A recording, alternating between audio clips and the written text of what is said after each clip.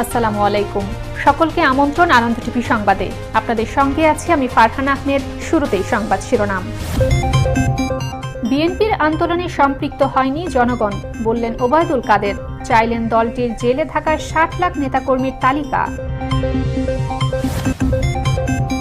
বহুমাত্রিক চাপের ফলে নাবিকদের ছেড়ে দিতে বাধ্য হয়েছে জলদস্যুরা, দাবি নৌ প্রতিমন্ত্রীর। জানা নেই মুক্তিপণের কোনো তথ্য। এবং ঈদের ছুটিতে সুন্দরবন ও ৬০ গম্বুজ মসজিদে পর্যটকদের ঢল। পদ্মা সেতুর সুফল হিসেবে দেখছে স্থানীয় প্রশাসন।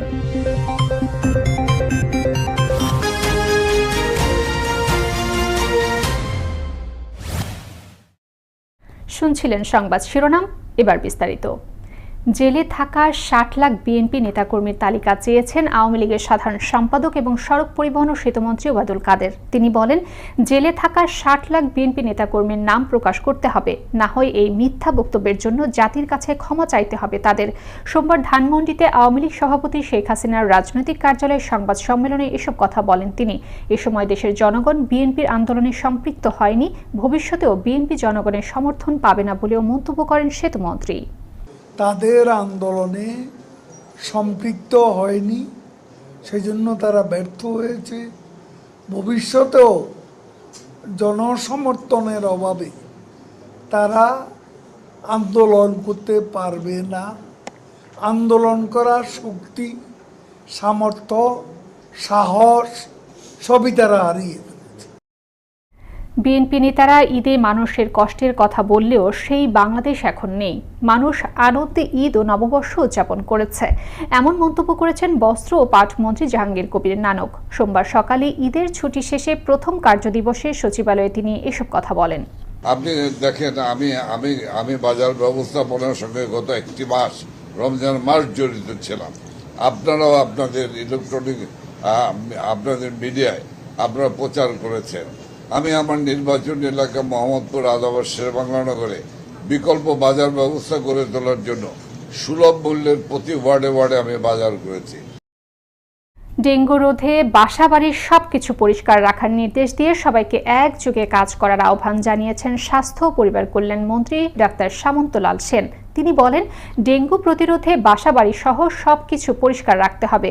অসুখ হলে চিকিৎসা করতে হয়, কিন্তু কারো যাতে ডেঙ্গু না হয় সেজন্য আমাদের কাজ করতে হবে। সোমবার দুপুরে সচিবালয়ের নিজ দপ্তরে ঈদ পরবর্তী শুভেচ্ছা বিনিময়কালে সাংবাদিকদের সঙ্গে আলাপকালে তিনি এসব কথা বলেন। আমি যখন বার্নে কাজ করতাম, আমি দেখছি রাত্রিবেলা আমার একটা মেয়ে না খেয়েছিল একদিন, কোনো হোটেল সব বন্ধ থাকতো। তো সুতরাং আমি এটা ইচ্ছা করে এবার অর্ডারটা করাতে সবাই খাওয়া দাওয়া পেয়েছে, ভালোভাবে তারা ঈদটা করতে পারছে। ঈদের সময় তারা তাদের ডিউটি সম্পন্ন। বহুমাত্রিক চাপের কারণে জলদস্যুরা নাবিকদের ছেড়ে দিতে বাধ্য হয়েছে বলে জানিয়েছেন নৌ প্রতিমন্ত্রী খালিদ মাহমুদ চৌধুরী। তবে মুক্তিপণের কোনো তথ্য জানা নেই বলে জানান তিনি। সোমবার সকালে সচিবালয়ের সাংবাদিকদের এসব কথা বলেন তিনি। জানান, আগামী 19 থেকে 20 এপ্রিল দেশে ফিরতে পারেন নাবিকরা।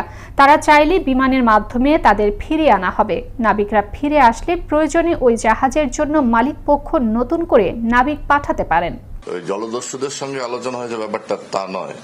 কারণ জলদস্যুরাও কিন্তু অনেক কিছুর সঙ্গে যুক্ত আছে।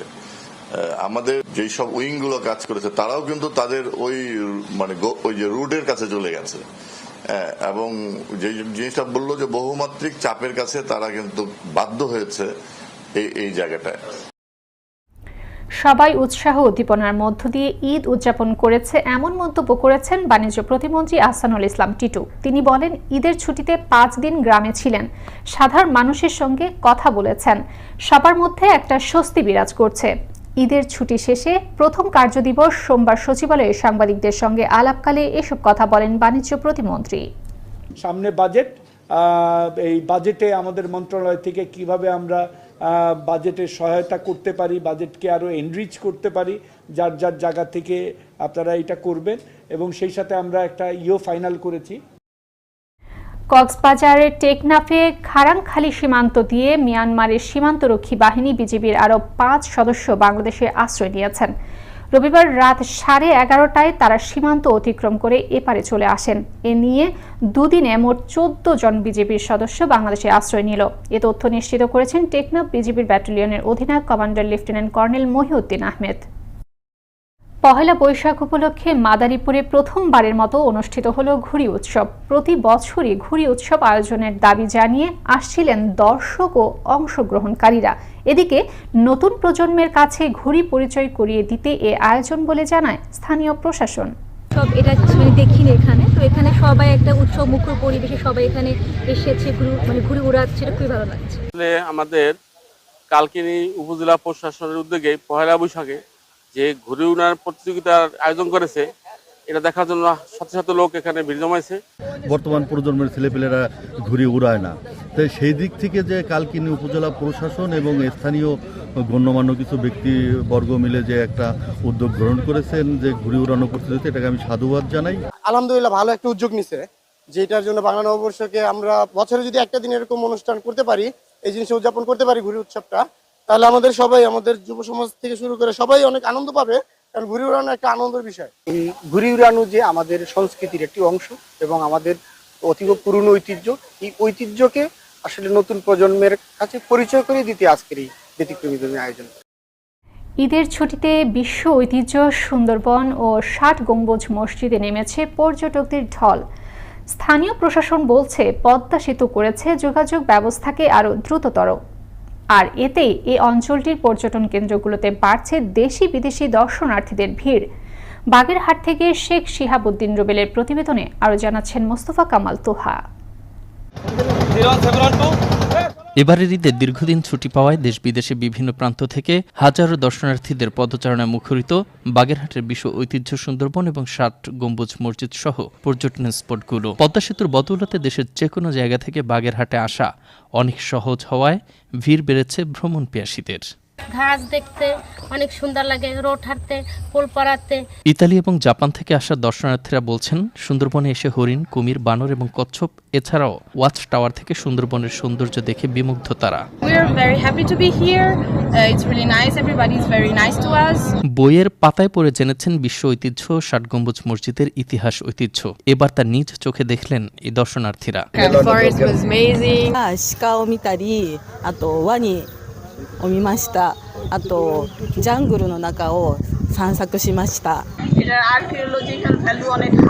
এবছর ঈদের ছুটি দীর্ঘ হওয়ায় বিপুল সংখ্যক পর্যটক আসছে বিশ্ব ঐতিহ্য 60 গম্বুজ মসজিদ পরিদর্শনে, বললেন 60 গম্বুজ জাদুঘরের কাস্টোডিয়ান। এই ধরনের পর্যটক আরো 2-3 দিনের চাপ থাকবে, আরো 2-3 দিন এই প্রচুর পরিমাণ দর্শনার্থী আসবে এবং এর থেকে প্রচুর পরিমাণে রাজস্ব আয় করতে পারবে। এদিকে ট্যুরিস্টদের সার্বিক নিরাপত্তা প্রদানে ট্যুরিস্ট পুলিশ বাগেরহাট জোন কাজ করে যাচ্ছে এবং সার্বিক নিরাপত্তা আমরা দিচ্ছি এবং মাজারও নিরাপত্তা দেওয়া হয়েছে এবং এই ট্যুরিস্টরা ঘুরতে আসবে তাদের সার্বিক নিরাপত্তা দেওয়ার জন্য আমরা তৎপর। করমজল পর্যটন ও বন্যপ্রাণী পর্যটন কেন্দ্রের ভারপ্রাপ্ত কর্মকর্তা আজাদ কবির জানান, সুন্দরবনে এবারের ঈদের ছুটিতে পর্যটকের আগমনের সংখ্যা বিগত সময়ের তুলনায় অনেক বেশি। বিরাট ছুটি, এই ছুটিতে মানুষ মোটামুটি উপভোগ করছে পর্যটক, এবং পর্যটক হিসেবে আমাদের এখানে প্রচুর লোকও আসছে। পদ্মা সেতুর বদৌলতে বাগেরহাটে পর্যটক আগমনের সংখ্যা দিন দিন বৃদ্ধি পাচ্ছে বলে মত জেলা প্রশাসক খালিদ হোসেনের। পদ্মা সেতু উদ্বোধন হওয়ার পরে আমাদের বাগেরহাট জেলায় পর্যটকদের আগমন কিন্তু অনেকাংশে বৃদ্ধি পেয়েছে। আমরা একই সাথে সবাই মিলে টুরিস্টদের যাতে আসে এবং বাগেরহাটে ভালোভাবে থাকতে পারে যে সকল উদ্যোগ নেওয়া উচিত। এছাড়াও পীর খানজাহান আলীর মাজার, সুন্দরবনের হারবাড়িয়া, কটকা, কচিখালী ও আন্ধারমানিক সহ অন্যান্য স্পটেও ঢল নেমেছে পর্যটকদের। মুস্তফা কামাল তোহা, আনন্দ টিভি, ন্যাশনাল ডেস্ক। সংবাদের পর্যায়ে নিচ্ছে ছোট্ট একটা বিরতির পর থাকছে। ব্রাহ্মণবাড়িয়ায় 2 বাসের মুখোমুখি সংঘর্ষ, আহত 25 জনকে হাসপাতালে ভর্তি। এবং লক্ষ্মীপুরে সেপটিক ট্যাঙ্কে পড়ে বাড়ির মালিক সহ প্রাণ গেল 2 জনের।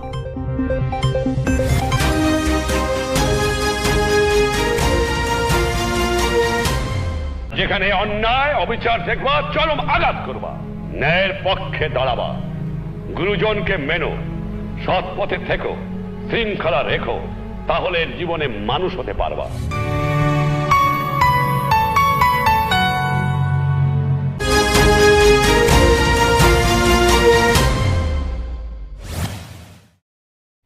দেখছেন আনন্দ টিভি সংবাদ, সঙ্গে আছি ফারহান আহমেদ। ব্রাহ্মণবাড়িয়ার বিজয়নগরে দুই বাসের মুখোমুখি সংঘর্ষে অন্তত 25 জন যাত্রী আহত হয়েছেন। রোববার সন্ধ্যায় ঢাকা সিলেট মহাসড়ক উপজেলার রামপুর এলাকায় দুর্ঘটনা ঘটে। সরাইল খাটিহাতা হাইওয়ে থানার ভারপ্রাপ্ত ইনচার্জ সরওয়ার হোসেন জানান, খবর পেয়ে পুলিশ আহতদের উদ্ধার করে পার্শ্ববর্তী জেলা মাধবপুর উপজেলার স্বাস্থ্য কমপ্লেক্স ও জেলার সরাইল উপজেলার স্বাস্থ্য কমপ্লেক্সে চিকিৎসার জন্য পাঠায়। এ ঘটনায় আইনগত ব্যবস্থা প্রক্রিয়াধীন।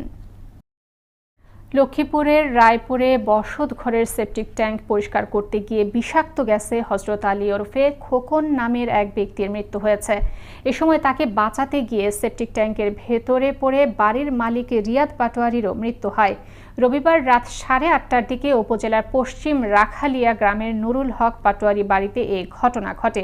এ ঘটনায় নিহত রিয়াদের স্বজনদের কান্নায় এলাকা জুড়ে শোকের ছায়া নেমে এসেছে। রায়পুর থানার ভারপ্রাপ্ত কর্মকর্তা ইয়াসিন ফারুক মজুমদার জানান, খবর পেয়ে পুলিশ ও ফায়ার সার্ভিস এসে সেপটিক ট্যাঙ্ক থেকে 2 জনের মরদেহ উদ্ধার করে। নোয়াখালীর সাগরদ্বীপ হাতিয়ায় প্রাকৃতিক সৌন্দর্যে ভরপুর রহমত বাজার পর্যটন কেন্দ্র আনুষ্ঠানিকভাবে পর্যটকদের জন্য উন্মুক্ত ঘোষণা করা হলো। এর মধ্য দিয়ে হাতিয়াবাসীকে বৈশাখী ঈদ উপহার দেওয়া হলো বলে জানান স্থানীয় সংসদ সদস্য মোহাম্মদ আলী। রবিবার বিকেলে পর্যটন কেন্দ্র পরিদর্শন করে দর্শনার্থীদের যাতায়াত সুবিধা সহ সার্বিক নিরাপত্তা নিশ্চিতের অঙ্গীকার করে ঈদ ও পহেলা বৈশাখের উপহার স্বরূপ দেশবাসীর জন্য প্রাকৃতিক অপরূপ সৌন্দর্যে পরিপূর্ণ পর্যটন কেন্দ্র প্রধান অতিথি হিসেবে উন্মুক্ত করেন হাতিয়ার সংসদ সদস্য মোহাম্মদ আলী। অনুষ্ঠানে সভাপতিত্ব করেন বুড়িরচর ইউপি চেয়ারম্যান ফখরুল ইসলাম। আমরা পর্যটকদের জন্য আরো এখানে যারা ব্যবসায়ী আছে, ভালো রেস্টুরেন্ট, ভালো হোটেল, ভালো আবাসিক হোটেল এরা করবে, থাকবে এবং যাতায়াতের জন্য যাতে আরো উন্নত হয়। নোয়াখালী, ঢাকা, চিটাগাং এসব জায়গার যাতায়াত জন্য উন্নত হয়, সে ব্যবস্থা আমরা করবো।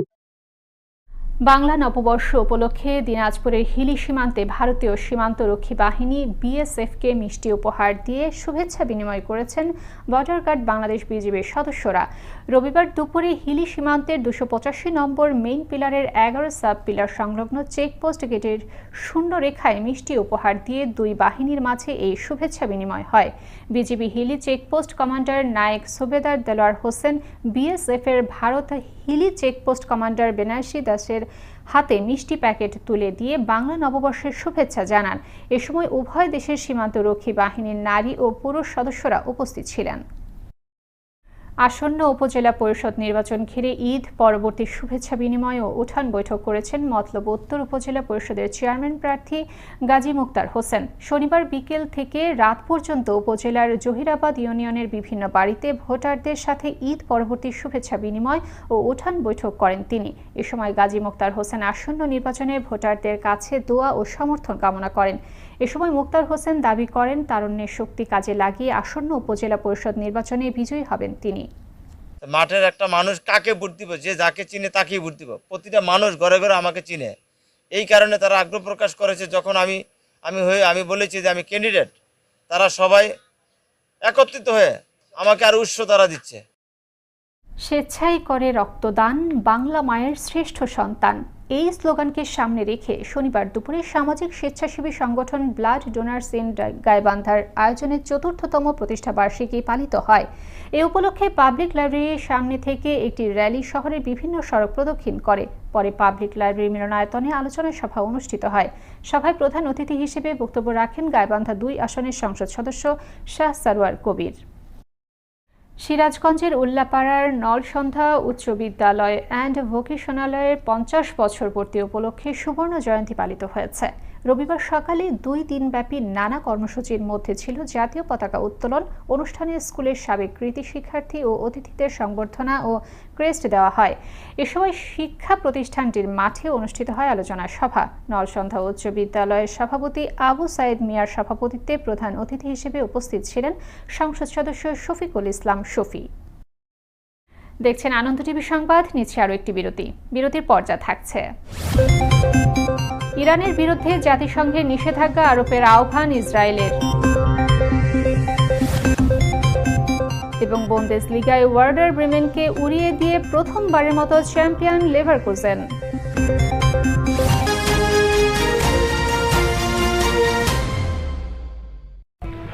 আদর্শবান হও, সৎ পথে থেকো। মনে রেখো, মুখে হাসি বুকে বল, তেজে ভরা মন, মানুষ হইতে হবে মানুষ যখন।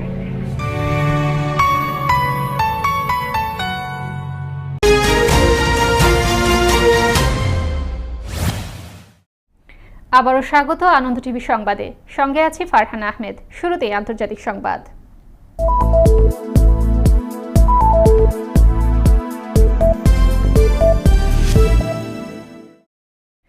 ইসরায়েলের উপর নজিরবিহীন হামলার পর ইরানের বিরুদ্ধে জাতিসংঘের নিরাপত্তা পরিষদে নিষেধাজ্ঞা আরোপের আহ্বান জানিয়েছে ইসরায়েল। রবিবার জাতিসংঘের নিরাপত্তা পরিষদের এক জরুরি বৈঠকে এই আহ্বান জানান জাতিসংঘে নিযুক্ত ইসরায়েলের রাষ্ট্রদূত গিলাদ এরদান।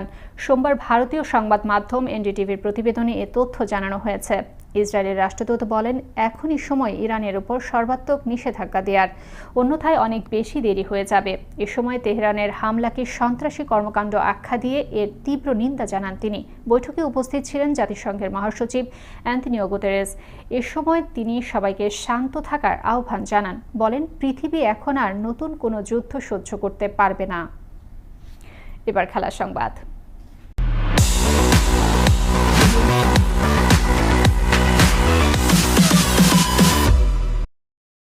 টানা 11 বছর ধরে জার্মান বুন্দেসলিগায় বায়ার্ন মিউনিখের রাজত্ব চলছিল। এবার সেখানে ছেদ ঘটালো বায়ার লেভারকুজেন।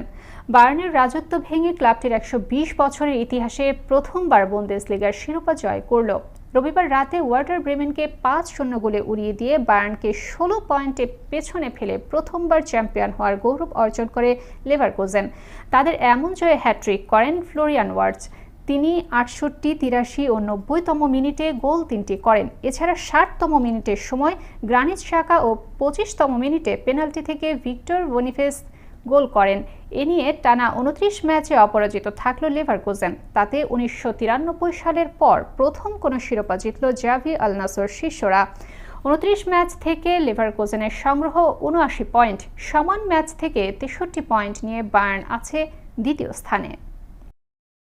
শেষ করব আনন্দ টিভি সংবাদ, তবে শেষ করার আগে শিরোনামগুলো জানিয়ে দিচ্ছি আরও একবার। বিএনপির আন্দোলনে সম্পৃক্ত হয়নি জনগণ, বললেন ওবায়দুল কাদের। চাইলেন দলটির জেলে থাকা 60 লাখ নেতাকর্মীর তালিকা। বহুমাত্রিক চাপের ফলে নাবিকদের ছেড়ে দিতে বাধ্য হয়েছে জলদস্যুরা, দাবি নৌ প্রতিমন্ত্রীর। জানা নেই মুক্তিপণের কোনো তথ্য। এবং ঈদের ছুটিতে সুন্দরবন ও 60 গম্বুজ মসজিদে পর্যটকদের ঢল। পদ্মা সেতুর সুফল হিসেবে দেখছে স্থানীয় প্রশাসন।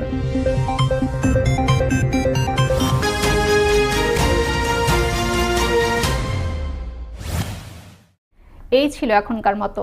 আনন্দ টিভি সংবাদ দেখুন প্রতিদিন বিকেল 5টা 30 মিনিট এবং রাত 9টা 30 মিনিটে। আনন্দ টিভির সঙ্গে থাকার জন্য সকলকে ধন্যবাদ।